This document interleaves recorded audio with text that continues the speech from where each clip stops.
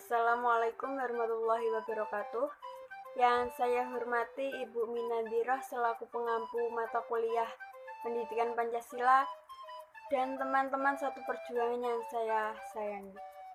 Dan perkenalkan, nama saya Limatun Nafiah, Prodi PGMIA 1, NIM 1220003. Dan hari ini saya mau mempresentasikan makalah saya dengan judul negara. Pertama-tama, kita harus mengetahui apa sih itu negara. Secara literal, istilah negara berasal dari kata asing, yaitu Staat dalam bahasa Inggris, Staat dalam bahasa Belanda dan Jerman, dan Etat dalam bahasa Prancis. Kata Staat dan Etat itu diambil dari bahasa Latin yang artinya status atau statum, yang berarti keadaan yang tegak dan tetap, atau sesuatu yang memiliki sifat-sifat yang tegak dan tetap. Dan dalam secara terminologi, negara diartikan dengan organisasi tertinggi di antara satu kelompok masyarakat yang mempunyai cita-cita untuk bersatu, hidup dalam daerah tertentu, dan mempunyai pemerintahan yang berdaulat. Pemerintahan ini mengandung nilai konstitutif dari sebuah negara itu sendiri, yang meniscayakan adanya unsur dalam sebuah negara, yaitu adanya masyarakat atau rakyat dan adanya wilayah atau daerah. Kemudian tujuan negara. Tujuan negara ada bermacam-macam, yaitu diantaranya memperluas kekuasaan, menyelenggarakan ketertiban hukum, dan mencapai kesejahteraan hukum. Dan dalam Islam itu sendiri, tujuan negara adalah agar manusia bisa menjalankan kehidupannya dengan baik, jauh dari sengketa, dan menjaga intervensi dari pihak-pihak asing.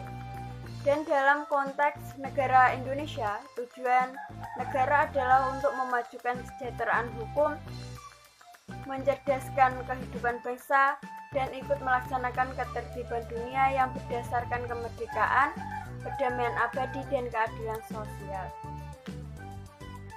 Adapun teori tentang pembentukan negara. Yang pertama, teori kontrak sosial, yaitu teori ini beranggapan bahwa sebuah negara dibentuk berdasarkan perjanjian-perjanjian dari masyarakat. Yang kedua yaitu teori ketuhanan, yaitu negara dibentuk oleh Tuhan dan pemimpin-pemimpin negara ditunjuk oleh Tuhan atau raja, dan pemimpin-pemimpin negara hanya bertanggung jawab pada Tuhan itu sendiri dan tidak pada siapapun. Yang ketiga yaitu teori kekuatan. Negara dibentuk dengan penaklukan dan pendudukan. Dengan penaklukan dan pendudukan dari suatu kelompok etnis yang lebih kuat atau kelompok etnis yang lebih lemah.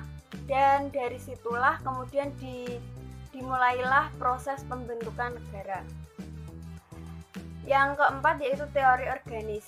Negara disamakan dengan makhluk hidup, manusia atau binatang individu yang merupakan komponen-komponen negara yang dianggap sebagai sel-sel dari makhluk hidup itu.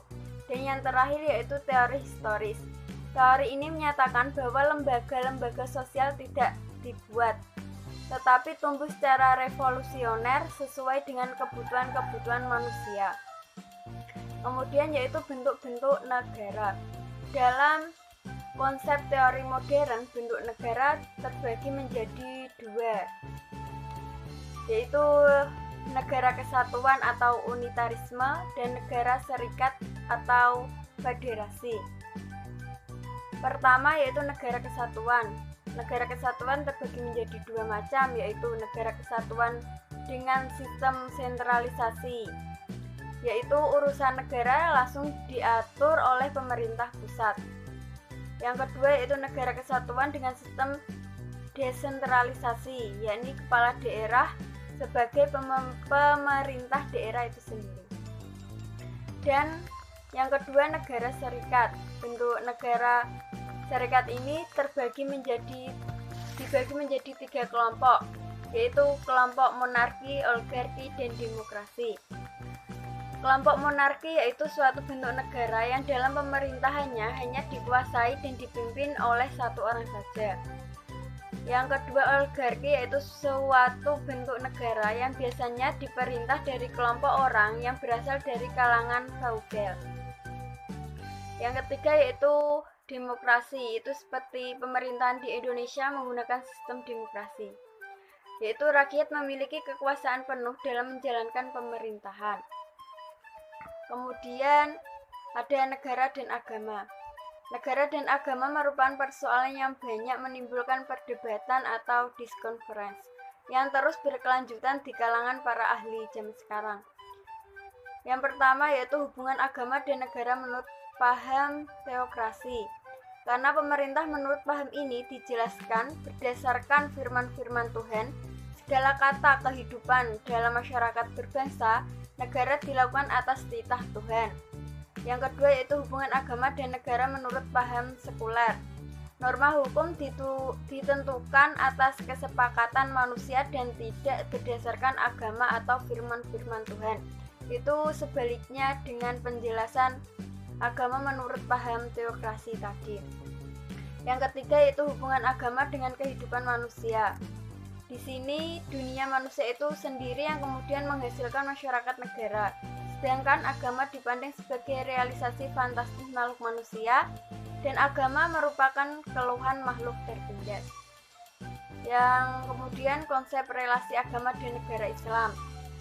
Dalam konsep ini ada 3 paradigma. Yang pertama yaitu paradigma integralistik, yaitu agama dan negara merupakan suatu kesatuan yang tidak bisa dipisahkan.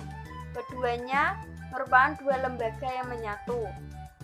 Yang kedua paradigma simbiotik, yaitu antara agama dan negara merupakan 2 identitas yang berbeda tetapi saling membutuhkan.